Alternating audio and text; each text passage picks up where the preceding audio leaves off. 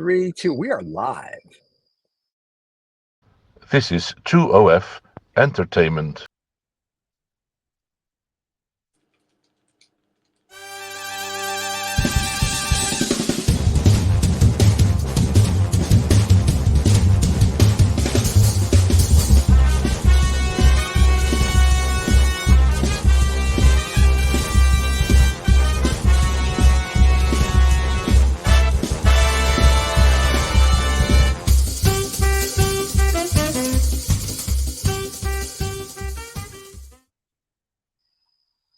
And we're here. Who knew? We keep coming back. I know people like us, and I'm trying to figure out. I don't have 2,000 people on our payroll, so I'm like, they must like us. So it's very nice. I was thinking before we came on, the title is No Snobs or Knobs, but there might be one of those in here now. I mean, we've been dressing up for dinner for the last two shows. I'm beginning to enjoy it, actually. Yeah. I'm beginning to enjoy dressing up for dinner. Mm-hmm. I mean, I don't normally put a tie on even. A tie, right. The rules for a tie for me are a tie only at a wedding. Okay. And only if I like the person getting married. So my ties get aired once every 40 years. Gotcha. But so this is a good reason to start wearing them again. I agree. I usually wear a dicky bow, which is a bow tie for the people that don't know what that is. But I will tell you, the only reason I wear a tie is after dinner with my date is to tie her up.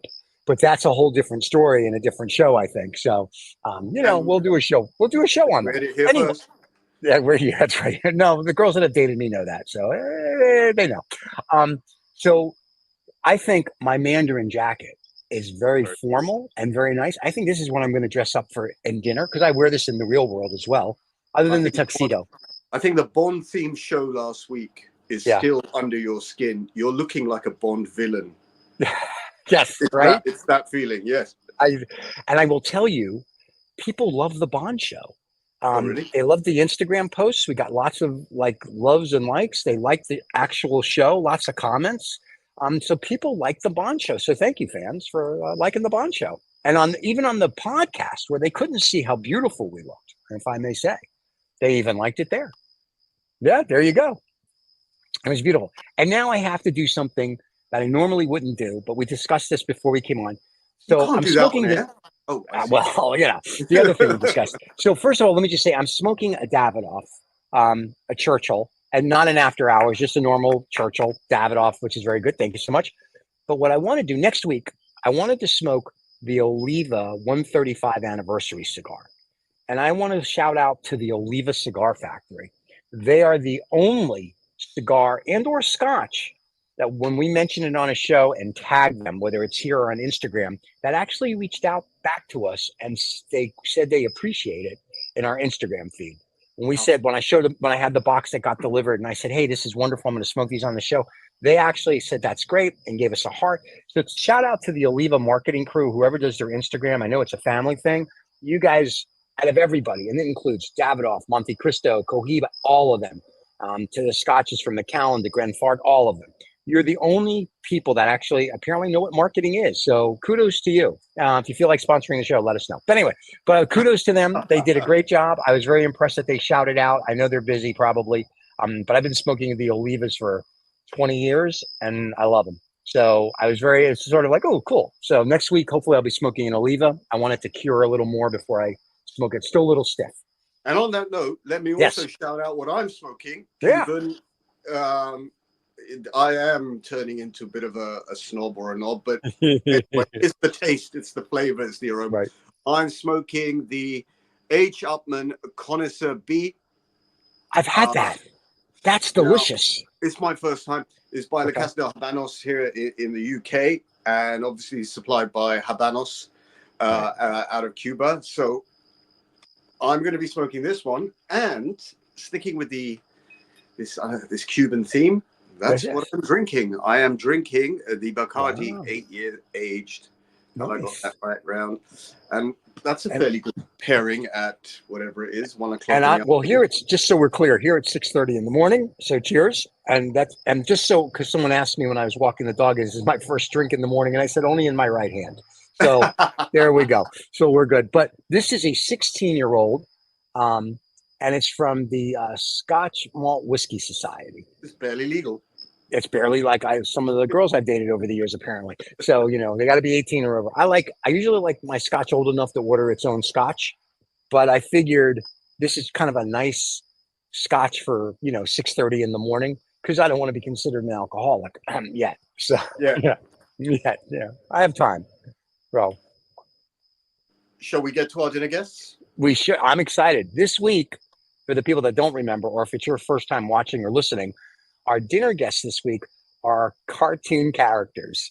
Animated characters, comic book characters. Character, which you expanded upon. Who's going first? I'm agnostic to that. You tell me. It's your show. I think you should go first again. You went first. Let's not break the trend. You go first. Okay. So my first one, I've loved him since a kid. It's got to be Scooby-Doo. Scooby-Doo? Shaggy? I just want Scooby. I don't want Shaggy. I want Scooby-Doo. And then interesting choice. And then I want Kong Phooey, who was played by the great hang on. Why have you skipped to the second one already? Oh, I'm sorry, because those two together are just oh my God. I'm a bit excited there. I am. Like childhood, is it right? I'm going to have all of these people in. All these dogs in. Okay, today, let's let you have Scooby-Doo and Hong Kong Phooey. Number one super guy. Yes. Hong Kong That's Phooey, the way the song goes. Yep. You had a vacant look. That's the way the song goes. Yep. I had to think through it. Quicker than the human eye. That's right. And he was played by the great Scatchman. It was a black actor who played Hong Kong Phooey. And he was in Spielberg's Amazing Stories. And it's Scatchman something. I can see him in my mind's eye. I see his face and everything, but he was a great actor. I loved his voice. But Scooby-Doo, I figure he would be a goof.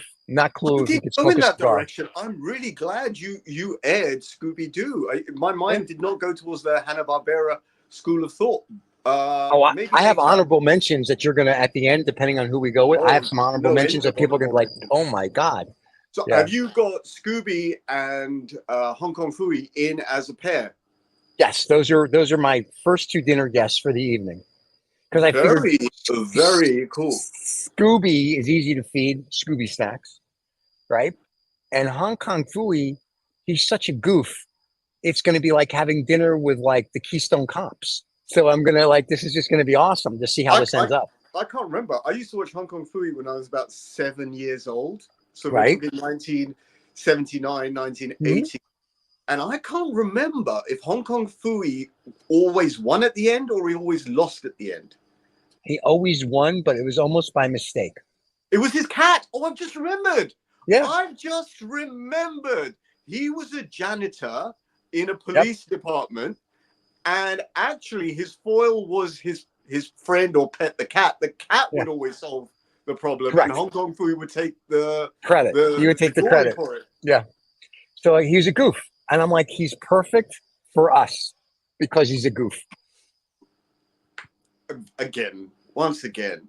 I mean, there's no real way of going wrong, but these classic cartoons, I'm so happy you came out with those two. Thank you. And they're sort of contemporaries as well. Scooby and Hong Kong Phooey were sort of around that same time. They were at the same time. They were at the same time. So I was like, oh, this is perfect. I'm not picking somebody from Steamboat Willie from 1930 and somebody from occurred to me. That had occurred to me, Steamboat Willie. And I'm not picking somebody from 1990. I figured I'm going to keep the guys in the 60s together, the guys in the 70s, so I kind of kept them all together. I don't know if I should alter the order of my list to fit in with your list. Ooh. So because I'm thinking it, I'm going to. Okay. So my first guest would have come at the end, but because you've mentioned Hong Kong Phooey and Scooby-Doo, you've got a bit of a canine connection going on. Okay. So I'm going to tough it up and put a cat in there. Oh, which one? There's only one cat. Oh, I know who it is. Felix the cat. Top Cat. Top Cat. I almost picked Top Cat, but I went with Felix because Felix the cat was more hip. But Top Cat was hip too. Top Cat the Yep. smart aleck, Yep. the wheeler dealer, essentially Sergeant Bilko, because the whole Right. point of Top Cat was to mimic Sergeant Bilko in sort of that alley cat kind of way. Yep. Oh my God. I think our whole family loved Top Cat. I Yeah. mean, there's the catchy music that used to start at the beginning, Yep. and his little crew, Benny, is it Benny the Bean? I think so. And Chooch and his Yep. sort of his little army of cats. My God, Top Cat, adorable, smart, witty, sharp. Of course you're going to have him to dinner. Of course you're going to have him to dinner. And I've thrown a cat amongst your dogs there. So I'm turning into a bit of a dog lover, actually. But I have a cat in there just now. That's fine. My dog, my real dog, is sitting right over there looking at me going, you realize he's looking at its little doggy watch going, it's 6:30 in the morning, Dad. I'm just letting you know that you may have a problem. What's your dog's name? Is it Scooby? No, it's Dakota. Dakota. Because she's a girl. And I thought about Scooby, and I used to name my dogs. All my dogs were like Pluto. And then I was like, we'll name this one Dakota. So, yeah. That's pretty cool. Yeah. Round 2, sir. No. Top Cat. Who's your second? I didn't have a second. This week, I thought I would come up with okay, I'm going to wing it. Now I'm going to wing it. Because you went for 2 dogs, I'm going for 2 cats. Okay. Or felines. I'm going for the Pink Panther. Oh, that was on my list. Very cool. Gotta love the only Panther. reason why Pink Panther didn't make it to my normal list because I didn't think he'd have much to say during dinner because he doesn't really talk. Right. But he's got that, for me, that magical presence. Those very, very surreal, jazz-laden Pink Panther cartoons, they were like sort of, for me, pieces of art. They obviously they were cartoons, but they even now, it's like Snoopy. You know that jazz, that sort of like late 60s, 70s kind of jazz is playing in the background? I just loved it. This is a vibey kind of character. And I think if I'm going to have a second cat, it's got to be the Pink Panther. He brings a vibe to the table. So Top Cat and almost the opposite of Top Cat is Pink Panther. Pink Panther. But Panther, yes. And Inspector Clouseau, I'm sure, would be showing up at some point.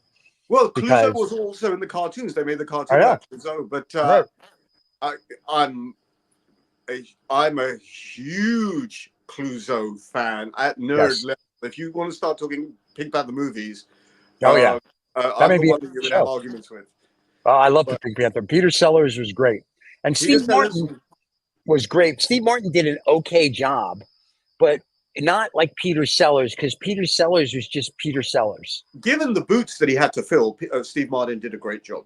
Given the boots that he had to fill. Yeah. But nothing on this planet compares to a total genius. And when it's a total genius, that genius becomes the character or takes over the character. And that is Peter Sellers.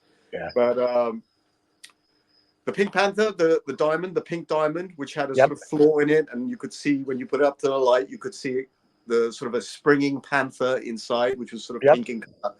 But as a cartoon character, what a surreal cartoon character, because it was physics bending, mind bending stuff that used to go on in those cartoons. Yeah, whereas Top Cat was very practical, was very down to earth. Yep. All he wanted to do was hustle, just like Bilko. Yep, there you go. I like it. Very cool. Okay. Well, this next is a group, and there's only going to be a handful of people. I used to watch these guys every Saturday, the Banana Splits. Oh, wow. Yeah. And that is that's just one dinner group, because there's like 4 of them, right? 1 banana, 2 banana, 3 banana. I mean, all of them. You had the elephant and the 3 dogs. No, one was a lion. One was a lion. Okay, one was lion. Elephant. Right. The other was a dog. One had this big grin with the big sunglasses. I thought that was the dog. That was a dog. The other one was a dog. I'm 100% sure one was a lion. Okay. Oh, I love the Banana Splits. And the Banana Splits show had lots of cartoons in it, like the Hare Bear Bunch. Mm-hmm. Do you remember the Help? It's the Hare Bear Bunch. The 3 bears that are constantly trying to escape from the zoo. And then they had Land of the Lost. They did the Land of the Lost. They had the shorts. They had Michael Vincent in a show. They had Johnny Quest, and they had some other little shorts through there. So they had it was 1 hour on a Saturday morning. Yeah. I loved it. I don't remember all the featurettes they had, apart from the Hair Bear Bunch, which will never leave Right. me. Help! It's the Hair Bear Bunch. Yep. Wow, we're really going into our childhood. So yeah, so the banana splits, I figure that is dinner guests unto its. There's no one to bring with them other than the banana splits, because they would just create havoc. If you remember the opening of the show, right? They're driving golf carts, running into each other. They're on those quad bikes everywhere, going in different directions. Very Disney-esque, very late 60s, early 70s. Really feel good. I mean, I suspect you know when you and I do these dinner shows with cigars and Scotch or rum or whatever it is, I think we both kind of regress a little bit. We're going back to those happy places. I think, and that's why I enjoy doing this, because for 1 hour I'm not here. I'm back in the early to mid 70s or something like that, sort of post hippie phase. I get to relive my childhood, and it just, like when we got off the show last week and said we're going to do cartoon characters, I just started to make a list like that quick, and then I went back and looked just to see if I missed anybody, and I was like, "Ooh, got to give this one." And I didn't miss that many, and then I was like, "Oh, here's some honorable mentions just because." But I was like, "Oh yeah, this is beauty." Like I was like, "This is very cool," and most of the people, depending on your age, aren't going to know. They'll know Scooby because they made movies. Hong Kong Phooey, not unless you're of the era. Top Cat, maybe. Pink Panther, everybody should know. And the banana splits, you're not going to know unless you come from the 60s or the 70s, because they don't have that anymore. I'm enjoying that most of our references, we're both in tune with our references. I really enjoy that. So you're going for the banana splits, which was a foursome. Right. As your group second invite. Yes. Can't really add anybody to that. I've already overstayed. Like last week I was adding like duos. Well, this is because you're kind of enjoying having these guests over. There's not enough places to fill. That's true. I'm going to stray away from the 60s and 70s and bring you to the 80s. Okay. For my second guest. I can't have a dinner table without a good-looking woman on it. Nice. Now, where do you think I've pulled a cartoon character from? Well, see, it could either be a Wonder Woman, a Josie and the Pussycats, and or it could be Bambi Does It for a Buck. No, I have no idea of where you. I say this one, I hope you know this one. You should know this one. I should. Jessica Rabbit. Yes. Roger Rabbit's wife. Didn't even think of her. Yeah. Jessica Rabbit, who was the cartoon caricature of what every man was thinking at the time. Yes. And she was even that steamy femme fatale, sort of straight out of a film noir movie, which is basically what Roger Rabbit was, sort of a comedic film noir reinterpretation in a cartoon format in the 80s. If you could do it, that's what it was. Detective movie. But Jessica Rabbit, who wasn't bad, she was just drawn that way. Sorry? She wasn't bad, she was just drawn that way. She wasn't bad. What a line. Was that one of the marketing lines? Because I didn't remember. That was one of her lines. In fact, here's what's really scary. I have the Roger Rabbit movie poster in a frame in the other room. Now, it would be too obvious for me to add Roger Rabbit himself. Right. And I don't particularly think Roger Rabbit was that particularly interesting. He's good fun in the movie, but he wasn't that interesting character. I'm going to add a more interesting Wabbit. Uh-oh. It's only one. There can only be one. Yeah, no, there's one. It's got to be the Bugs. Yep. Bugs Bunny, the fast-talking, always winning rabbit. The first cool rabbit that I ever saw on a cartoon. So it's got to be Jessica Rabbit with Bugs Bunny as my second pair of guests. I like that. I looked at Bugs Bunny and I said, once again, like when we were doing last week's show with the Bonds, I said, too obvious for me. Like, I think hanging out with Bugs Bunny, the Roadrunner Coyote, that would be like, I would be, and Elmer Fudd and that whole crew. I'm thinking Daffy Duck. I'm like, we would have to just sit back in probably like a bulletproof cage just to be safe. And let the physics bend itself. Correct. We would be the Acme company representatives watching this. Yes, from a distance, probably like another continent. And I was like, I think that's just, and I'm glad that you picked it. But he was on my honorable mention if nobody picked Bugs Bunny, and the whole that whole crew of Mel Blanc voices, which was just. Oh, yeah, it was one person. What the man was it? The man with the 99. That was Mel Blanc. voices. Yeah, he did Andale Andale. He did Marvin the Martian, Bugs Bunny, Daffy Duck, Elmer Fudd, Everyone, the Rooster, Foghorn Leghorn. He did. Pepe He did Le all Pew. of them. Pepe Le Yeah. Pew. Oh, Pepe Le Pew. Oh, yeah. I see where we're going now with this. All right. I like it. Bugs Bunny and Jessica Rabbit. That would be a pair. I think. All So. right. Well, now. Well, Jessica Rabbit on her own would be a pair, but Bugs Bunny. Okay. I like round three, sir. Yes. Okay. So we mentioned Felix the Cat. He's kind of an honorary mention. I think this next guy, HR Pufnstuf. Do you remember? Did you guys get HR Pufnstuf? HR Pufnstuf. Dun, dun, dun, dun, dun, dun, dun.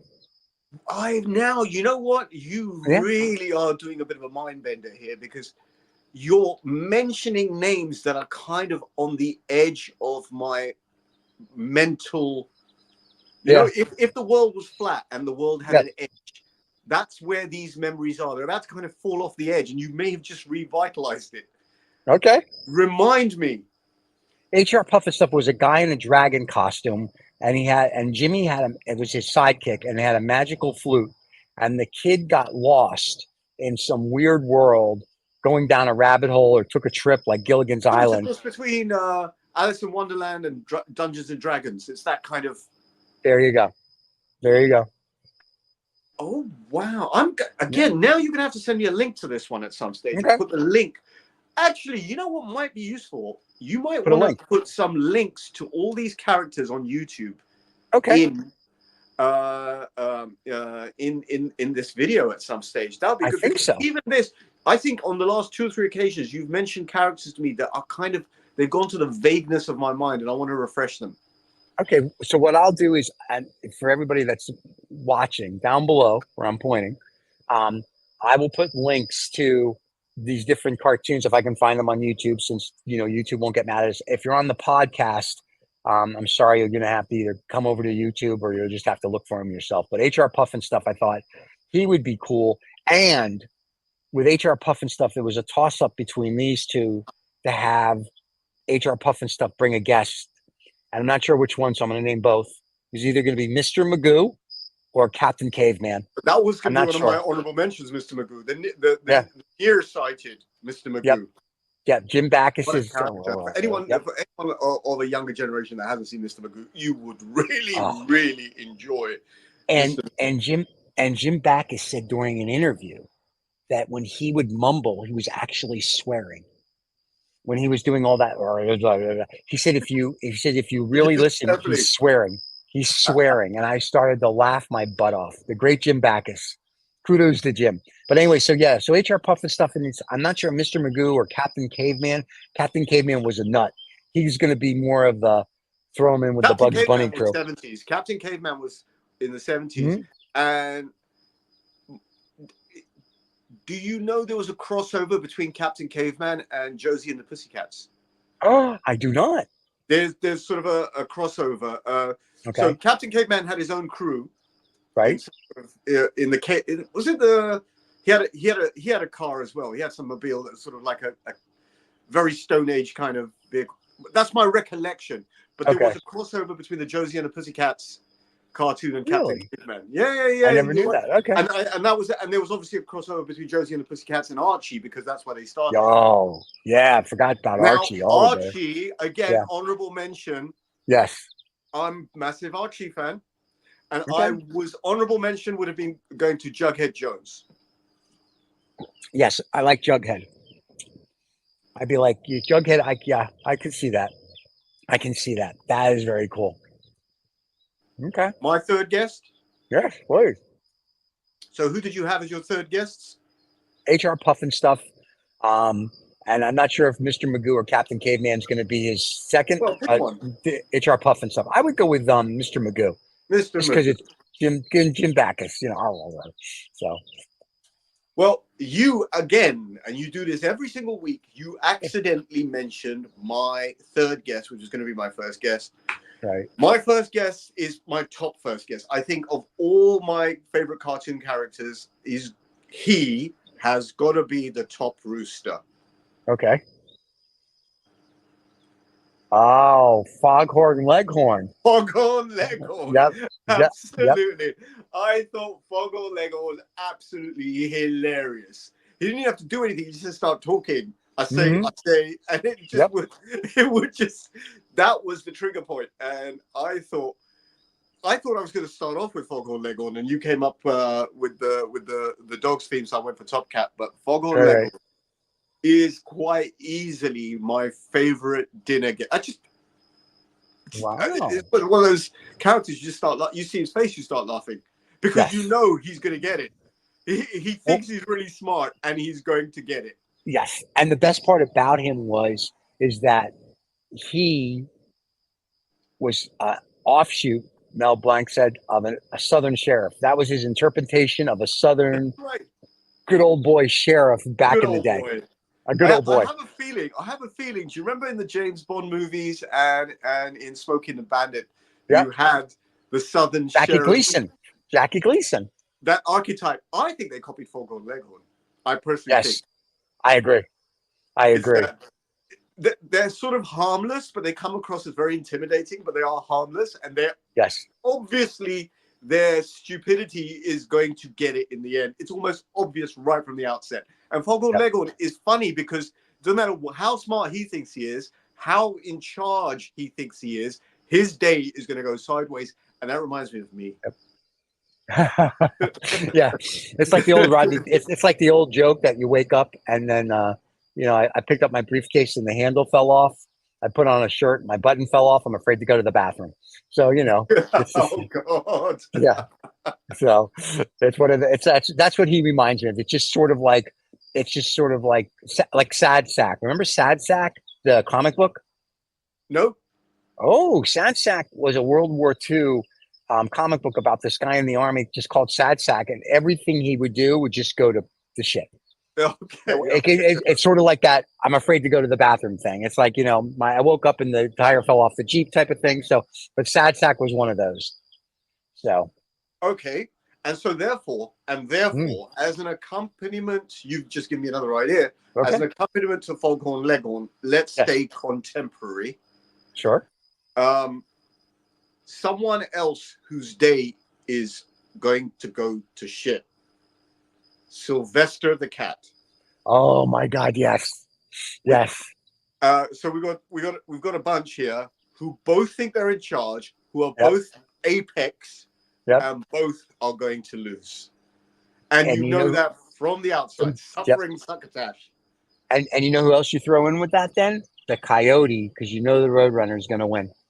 You could pick the Coyote. For me, it's a tie between the Coyote and Sylvester. Different characters. Yeah. But really, with the same premise, they think they're apex, they're going to lose. Yep. And Sylvester would lose to a mouse. Sylvester would lose to Tweety Bird. Would lose Tweety to Bird. Tweety Bird. Tweety Bird. Tweety Bird. Yeah, my mistake. And the Coyote would lose to Roadrunner, and Foghorn Leghorn would lose to everyone. Sometimes the chicken hawk. Sometimes the dog. Anyone, he would lose to anyone and everyone, and I like that sort of that tragedy, that bathos, that that sort of like it's going to go sideways, but we're going to enjoy watching it. Yes, I agree with you 100%. Notable mentions. Well, then there's whatchamacallit. Notable mentions. That's going to be everybody. Gumby is a notable mention. Sorry? Gumby? You don't know Gumby? Now you're reaching. Gumby I've never even heard of. Wow. Well, Eddie Murphy used to do Gumby. There's Gumby and Pokey. They were claymations back in the 60s and 70s. And then Eddie Murphy used to play an angry Gumpy on Saturday Night Live. He would play an angry Jewish Gumpy. You see, the export of, which was mainly US cartoons in the 60s and 70s. Right. If they didn't get exported, I didn't see them. Gotcha. So Gumby may not have got exported. You see, but he always had. So we're talking 60s, 70s. Are we talking about that? Yeah, and then Eddie Murphy on Saturday Night Live would do Gumby smoking a cigar, and he would be dressed in a green Gumby outfit with green face, and he would be like an old Jewish grumpy man complaining about everything, doing "I'm a Gumby, damn it," and it was hysterical to watch Eddie Murphy do his impersonation of Gumby. Yeah. So Gumby, this is another one for me to watch at some stage. Okay. I'm wondering who there's no end of notable mentions. I mean, I managed to get Bugs Bunny in there. Yeah. But any of the Hanna-Barbera, the Hair Bear bunch we spoke about, any of the Tex Avery cartoons, Yosemite Sam.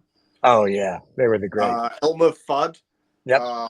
Well, here, so you got Snoopy, Charlie Brown, Lucy, and Linus. They were honorable. Very good, very good, very good. Trigger. Yeah. I was going to throw Lucy in as yes. Doctor. Yes. As the doctor. The doctor is in, and Lucy solves all your problems. And for 5 cents. She always brings Charlie Brown down to the ground. Yep. If he's with the got football. a little bit of hot air in him, it's going to come out. Yep.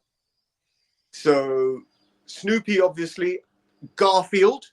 Oh, you got to mention Garfield, sure. But would you do the Garfield in the cartoon or the Garfield that Bill Murray played in the animated movie? That's a good question, because you've thrown Bill Murray in there. How can you say no to Bill Murray? But I would have gone for the animated. Okay. I would have stuck to that kind of theme. But then there were so many serious cartoons. I mean, not serious, but sort of adventure cartoons like Battle of the Planets, sort of from Japan. Oh, yeah, that's right.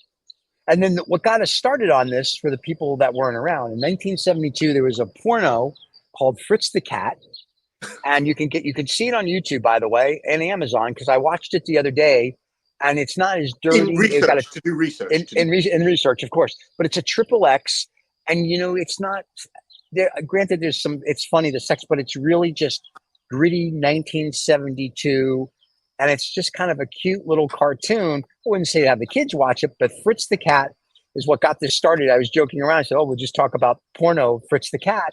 And that's what got it started. So Fritz the Cat has got to get honorary mention only because if it wasn't for Fritz the Cat, we wouldn't be down the cartoon dinner, the dinner of cartoon characters.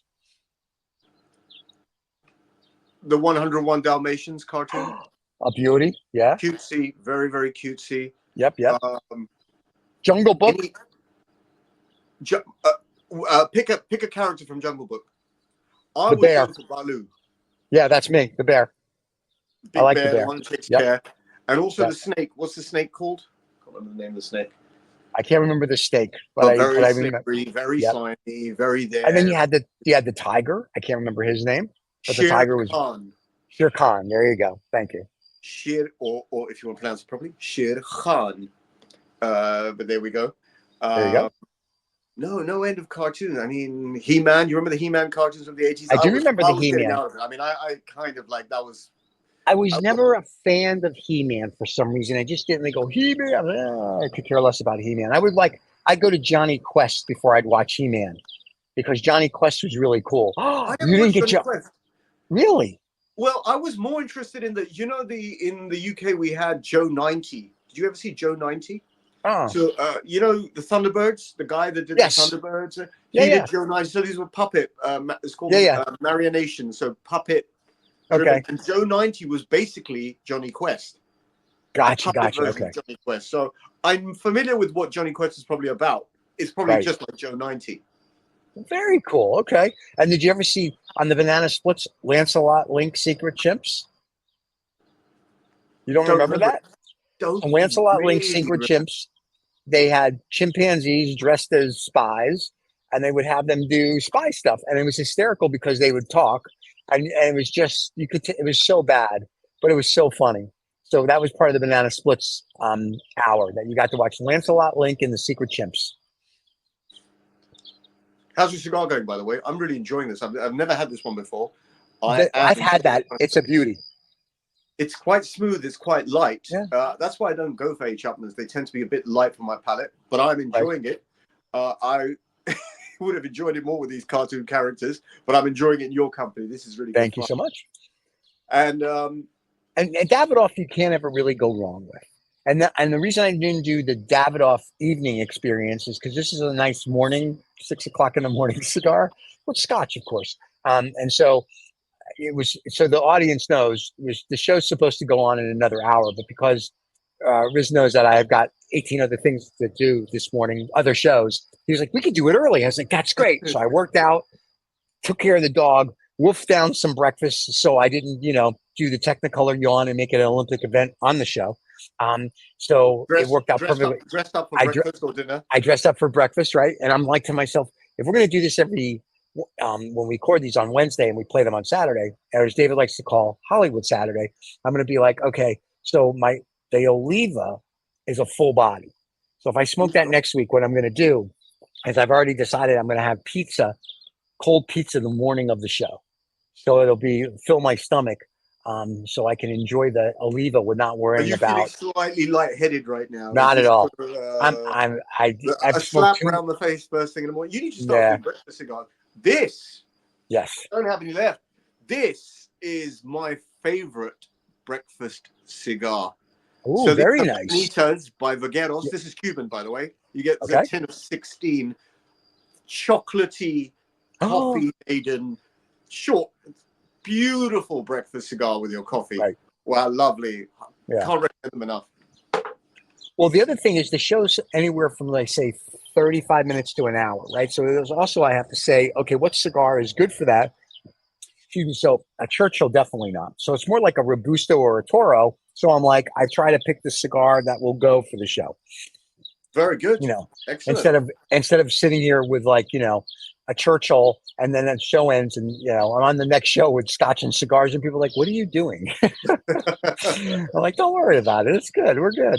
So this perhaps leads into a slightly philosophical question, because I believe next week the theme is philosophers, or we were going to do not philosophers, but prophets. You're going to need a very contemplative cigar. Yes. That's going to fill you with all the right notes and sort of an otherworldly experience to get into the zone to talk about your three I won't say favorite prophets, but the prophets that you may want to have over for dinner. Yeah. I mean, I'm going to get slightly serious about this one. I know. However lighthearted it can be, but. And just by the way I'm dressed, you should know that my profits will be coming from the east. Oh, really? Oh, yes. Okay. Mine will be coming from the east. Are we sticking to prophets? Or are we sticking to sort of Abrahamic figures that might come out of the Bible or the Quran or the Torah? Are we going everywhere with this? Or are we specifically sticking to those who were God-appointed messengers? The problem I have with that in itself is that until you die and you meet God, and we have a joke about this, I figure God is probably this little Martian kid, and this is a science experiment. And when you meet him, he's going to be like, "Stop bothering me. You were a science experiment. Leave me alone." That's a Wizard of Oz fixation. There's the man behind the curtain. Man behind the curtain. Pulling all the levers. Right. It's like, So to me, when people say God, there's and here we'll go a little philosophical for a second. There's a paper by the CIA called the Gateway Project, and the Gateway Project took all these people and they got to, like, if you will, go into a chamber and leave their mind and go travel the universes and multi dimensions, whatever. And what they all came back with is something called the absolute. So the absolute, if you will, is almost like the Matrix. It's like this all-knowing, all-seeing. So your energy goes back to the absolute, and then when you get reborn, wherever you get reborn in, if you will, in the universes, you take part of you there. But the whole reason is for the absolute to keep learning. So it's all this hypothesis now about, is this a simulation? Is it real? Is it this? So the problem I have, and I don't care if you believe in Muhammad or Jesus, or if you're Jewish and, we believe in the central bank, we think differently. However, the issue I have with all of it is nobody knows. So when someone says God to me, and I remember when my mom was in the hospital, a priest came over, and we were Jewish, and he goes, "Would you want me to pray for your mom?" And I said, "Which God will you be praying to?" And he looked at me, he goes, "Well, there's only," I go, "Is there?" I said, "Because until the year 63 CE, there were many gods." I said, "I don't know." I said, "There were thousands of gods. Every civilization had gods it prayed to." I said, "Only when your guy came along, and then killed everybody because, crusades." I said, "There became a god." And he looked at me, he goes, and one of my friends was with me. He goes, "Steve, just let the guy pray." I'm like, "No, this is too much fun." So I believe there was a guy named Muhammad. I believe there was a guy named Jesus. I didn't believe that. But I don't know if they were descendants from God, if you will, in the term that people think about it, or if they were just a person that was very enlightened and basically was a prophet of, or as some people say, they were, if you believe in aliens, they were basically like an alien that just happened to be here to teach man to go from A to Z. So, like the first emperor of China who brought all this technology to the world, people are like, and when you read the history of the first emperor of China, it's like he came on a fiery dragon. Okay, so what does that mean, right? So it's very interesting. So when I say we're going to talk about prophets, you can pick, if you want to talk about the Anunnaki prophets, great. You want to put, I'm okay with it because everybody's idea of what a prophet is, I think, is different. So I'm okay with whatever prophet. Muhammad, of course. I think you may be surprised. I'm not too far detached from your thinking on this. Okay. Whoever it is some sort of vessel for the transmission of information and ideas. Let's go as generic as possible. Yeah. We'll work this out in next week's show, because I have a feeling next week's show is going to get a little bit heavy, slightly heavy at some stage. I'm going to have to lighten it up with some Jewish jokes. Not a problem. It's like it's like the rabbi teeing off on the golf course, and he takes one great big swing, smack, thwack, and the golf ball goes flying 400 yards, hits the flag, click, straight in the hole. And the rabbi looks up to God and says, "I'd rather do it myself." Ah, that's cute. There's a joke that I heard when I was a kid about like Jesus and Mohammed and Moses playing golf, but the crux of it is like Moses hits it into the like the lake, and he splits the water and he hits it and he does his thing. Oh really? Oh wow! I want to hear this one. Right, and I forgot what Muhammad did, but he was part of it. And then Jesus hits the ball and duffs it, but then a squirrel picks it up, runs it up a tree, a bird takes it and does something, and it's like this whole series of things, and then finally it ends up like falling into the hole. And they look at Jesus, they go, "You're here to play golf, or you're here to show off?" It's like one of those, like, all right, you're like, "Listen, we know you're the son of God. Like, let's just stop this ridiculous." Actually, that reminds me of a book I read maybe 10 years ago, Plato and a Platypus, New York Times bestseller. Beautiful book about philosophy and religion told through jokes. And what might be nice, and I enjoyed your golfing joke. I hope you like mine. We could end next week with a religious joke. Well, I have many, and some are going to be offensive. Just depends which way you want to go. Well, a joke is a joke, they say. A joke it's just jokes. Well, here's what's really funny. It is about 20 years ago. Nowadays, everybody's so sensitive that you can say a joke and I'm like, get a pair of balls and grow up. Put your pants on. And the nice thing is, and we talked about this on one of the other shows, because I'm fortunate enough that I get to travel the planet, and I meet everybody. And I don't care about your color, your religion, your race, your sexuality. I don't give a rat's ass. Everybody we can joke, and everybody I know is kind of like you. Like, we all know each other, we joke with each other, and no one's ever offended. And that's what I like. I find that at a certain age, people get offended, and I'm like, why are you offended? I'm like, it offends me that you're offended that I made a joke. And I'm like, and if you're that stupid, then you should not be in civilization. You should keep yourself locked in a closet, and that's where you should live. but this is the real world, and people make jokes, whether they're dirty or clean, and they make fun of religion, and they make fun of. Nobody cares. They're just jokes. But there is only one litmus test. The litmus test, if it's a joke, there's only one litmus test. If the other person finds it funny or not, that's it. If they don't find it funny, then they're the person that doesn't get it, or it's not funny for them, and that's fine as well. If you're telling a joke to a crowd of 100 people or 1,000 people, there's going to be a small majority a small amount of that didn't enjoy it, but they might enjoy the next one, the one after that, or the one after that. I heard one yesterday, which I thought was hysterical, and I'm sure nobody else will think it's funny, but I thought it was funny. The guy goes, he went to China. He said, I went to Hong Kong. I said, yeah. And the guy goes, and they have a big Chinatown. And I just thought that was the funniest thing ever. I was that's a very San Francisco kind of joke, isn't it? It's right. Context. It's context driven. It's where you say it's who you say it to. Their Chinatown is something else, huh? I thought that was great. But see, that's why I like No Snobs or Knobs, because no one's really pretentious. Yes, we're dressing up every week, people. That doesn't mean we're snobs or a knob. We're just dressing up because it's dinner, or for some of us, it's breakfast. But at the end of the day, it's the humor in the world that I think people keep forgetting. And with all the unpleasantness that's going on, and I got my colonoscopy on Monday. And the doctor's like, where's your next trip? I said, it's Dubai. And he goes, I wouldn't go to Dubai. He goes, there's all this problem in the Middle East with Iran. I go, yeah. I said, but Doc, everybody's got their opinion. And meaning like every country's got their opinion. So, if Iran wants to send drones over, Israel will shoot them down. I said, at the end of the day, we're all on this little blue marble together. Yeah, get along or don't get along. I would prefer we all got along. But, it is what it is. And we're fighting. And the things that we fight over, well, if you go Russia, Ukraine, that's 150, 200-year-old territory. Okay, now you're fighting over that. In the Middle East, they're fighting over something that's 15, 20,000 years. And I'm like, maybe we should stop fighting about that. Maybe we should just kind of figure out how to move forward.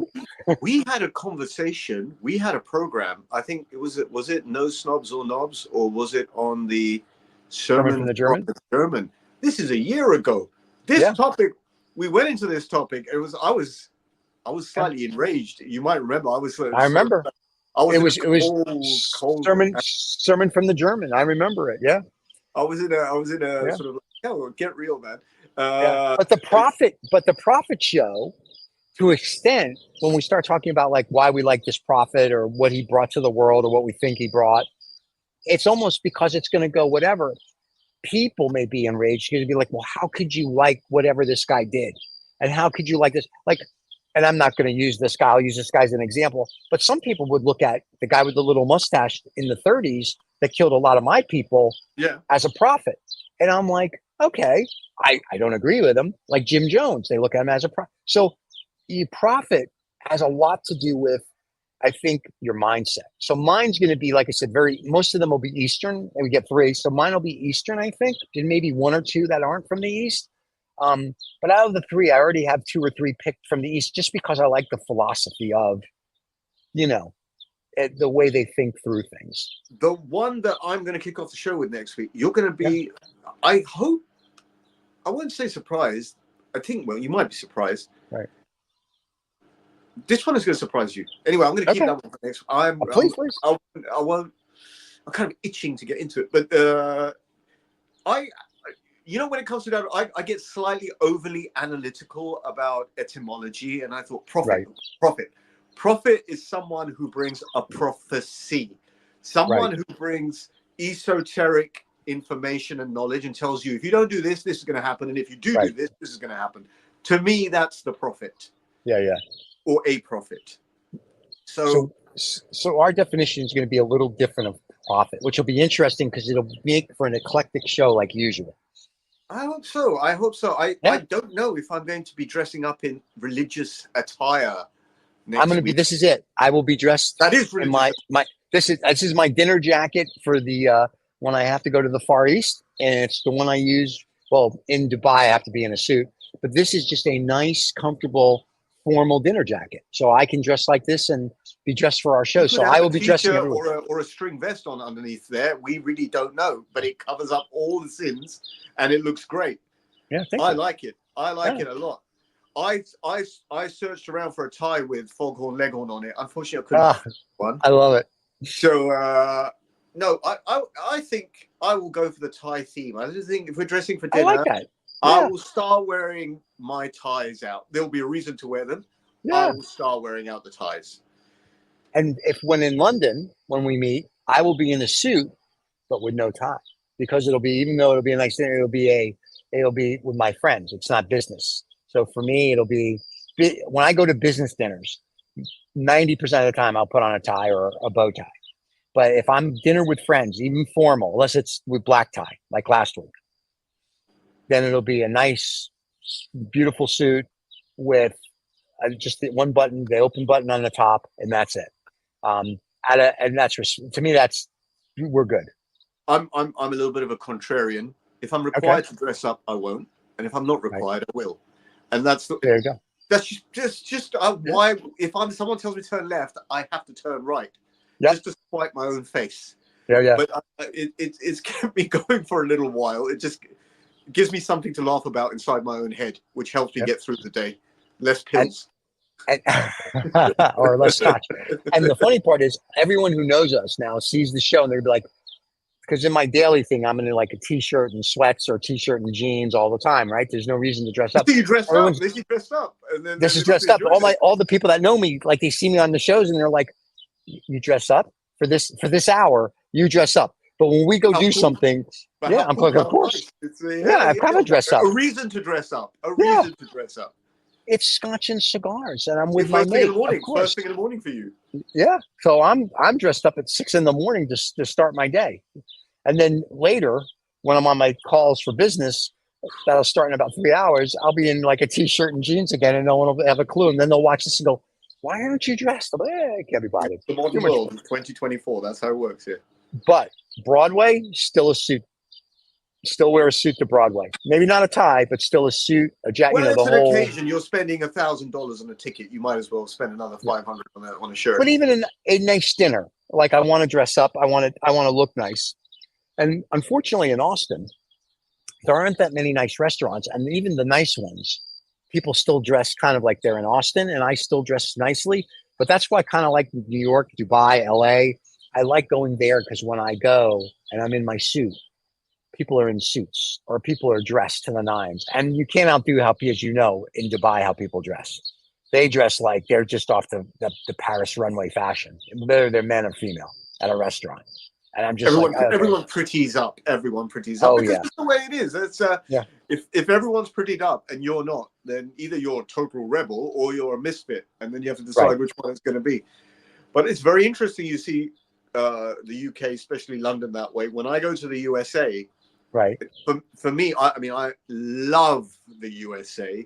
Yeah, I'm constantly in Disneyland. For me, the USA is Disney. I'm in a constant smile on my face, whether it's the food or the people or the places.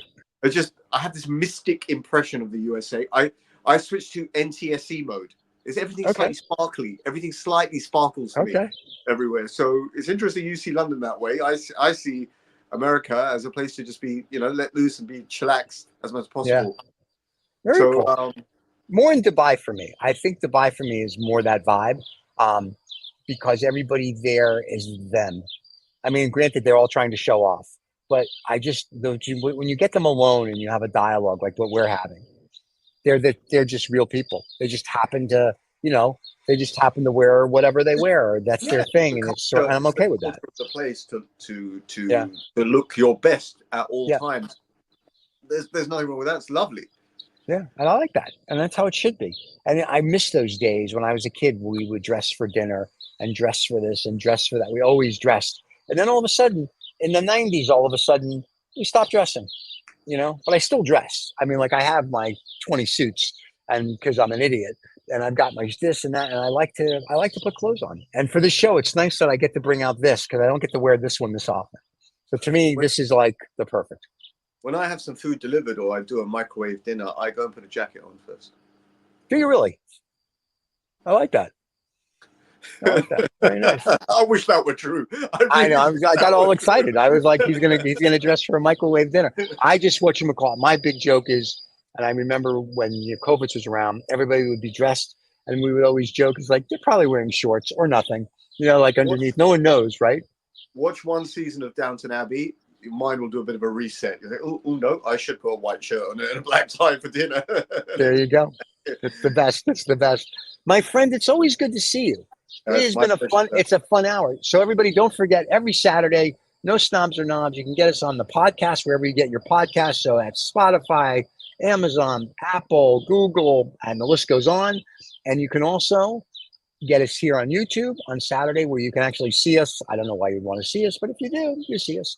And there you go. We get to see us. And then we have cigars and our scotch that we talk about. And once again, and we don't really do this, but since they were nice enough to like us, thank you to the Oliva Cigar Factory and their marketing team. And next week, Oliva, your cigars should have cured enough that I will smoke the 135th anniversary cigar. I picked it up this morning to try to smoke it. Send him a box. Send him a box.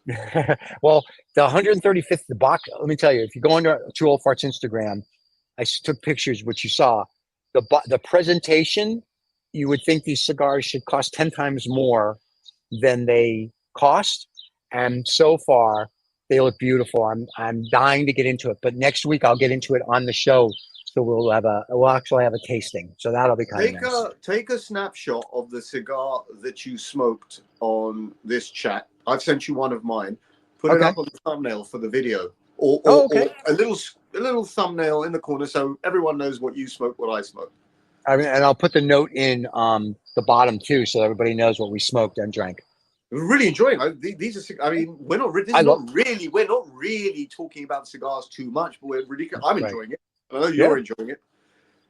Well, I could do this. I could literally do this every day for 20 hours a day. So, it's like you and I first met. The first thing we said, there's something about a cigar. It's very relaxing. It's the great equalizer, because nobody cares if you're smoking a $2 stick or a $2,000 stick. It's just that we're all enjoying it together. That's it. That's it. That's all it is. So, always a pleasure, my friend. It's good to see you. Sure. I will see you next week, and I will be dressed. Cheers. Take care.